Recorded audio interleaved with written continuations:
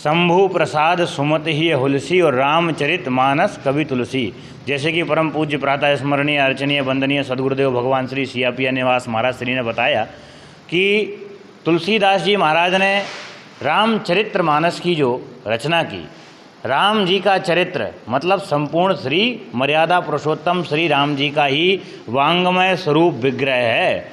राम जी का जो स्वरूप है, तेज है, वही रामचरित मानस में विद्यमान है। रामचरित मानस आज आप देख रहे हैं देश में विदेश में मर्यादाओं का हनन होता चला जा रहा है। पिता को नहीं पता कि पुत्र को हम क्या ज्ञान दें, पुत्र को नहीं पता कि पिता के लिए हम क्या सन्मान दें, शिष्य को नहीं पता कि गुरु जी का अर्चन वंदन पूजन, गुरु शिष्य की मर्यादा या संसार में जीना। हमें सद्मार्ग पर चलना सिखाती है ये रामायण, हमें निज धर्म पर चलना सिखाती है ये रामायण। रामचरितमानस जो है हमें जीवन में कैसे जीना चाहिए, हमें किसके साथ कैसा व्यवहार करना चाहिए। राम जी राजा भी हुए, राम जी एक पुत्र भी हुए, राम जी एक शिष्य भी हुए और राम जी एक पति भी हुए और राम जी मर्यादा पुरुषोत्तम श्री राम भी हुए। आज हम लोगों का परम सौभाग्य है वही अयोध्या धाम से आज हम लोग निवास कर रहे हैं।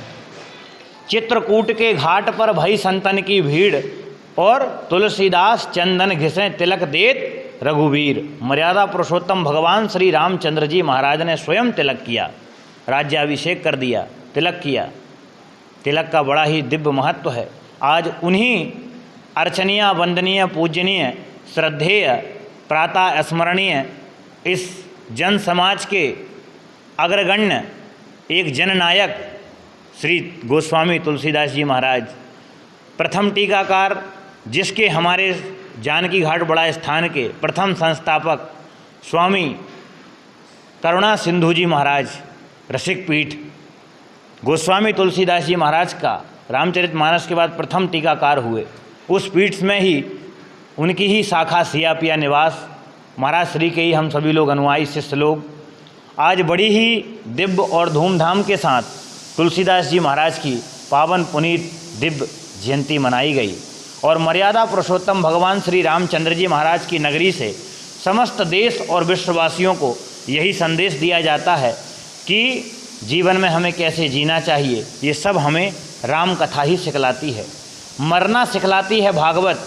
परीक्षित को श्राप लगा तो परीक्षित ने म्रियमाणस्यम किम कर्तव्यम, मरने वाले व्यक्ति को क्या करना चाहिए और जीना, हमें जीवन में कैसे जीना है, ये सिखाती है रामायण। बोलिए अयोध्यानाथ सरकार की जय। तो समस्त देशवासियों को अयोध्या धाम से बहुत बहुत आशीर्वाद, सियापिया निवास से आशीर्वाद, समस्त शिष्य परिकर, रसिक पीठ शिष्य परिकर, जानकी घाट बड़ा स्थान के समस्त शिष्य परिकर और सियापिया निवास के समस्त शिष्य परिकर, सभी को खूब आशीर्वाद और देश में शांति बनी रहे।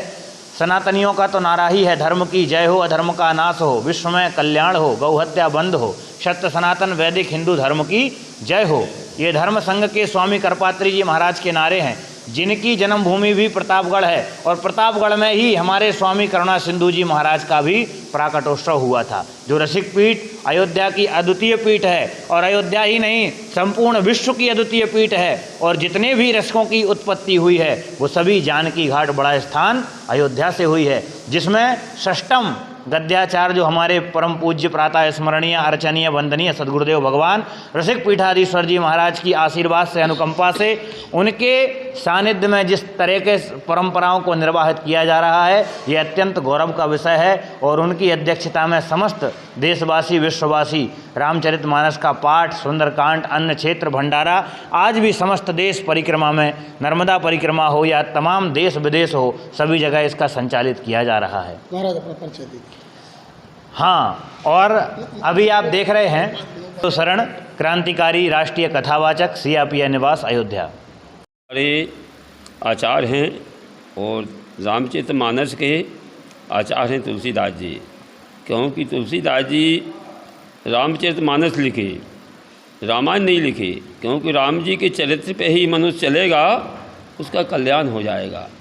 जितने भी राम जी के चरित्र है उस पर जो भी मनुष्य चलेगा उसका कल्याण ही कल्याण है। क्योंकि तुलसीदास जी रामचरितमानस लिखे, राम जी का चरित्र मानुष उस पर चलेगा उसका हर समय कल्याण ही कल्याण है। इसलिए तुलसीदास जी तो हमारे आचार्य हैं और रामचरितमानस के भी आचार्य हैं और हमारे भी आचार्य हैं। तो तुलसीदास जी ने जितनी भी रामचरितमानस में लिखा, क्योंकि रामचरितमानस तो भगवान का स्वयं एक रूप है, रामचरितमानस जो है वो स्वयं भगवान ही हैं, तो रामचरितमानस तो घर में रखना ही चाहिए। तुलसीदास जी हमारे आचार्य हैं, उनकी तो कुछ वर्णन नहीं कर सकते हैं। तुलसीदास जी ने जो रामचरितमानस लिखा वो मनुष्य के कल्याण के लिए लिखा। आज मृत लोक में हमारे तुलसीदास जी जो लिखे वो कल्याण के लिए लिखे। जो रामचरितमानस पर चलेगा उसका सदा कल्याण ही कल्याण है। गुरु जी जैसे लोग यही है, और इसमें भी तो वही अवतार इनका है।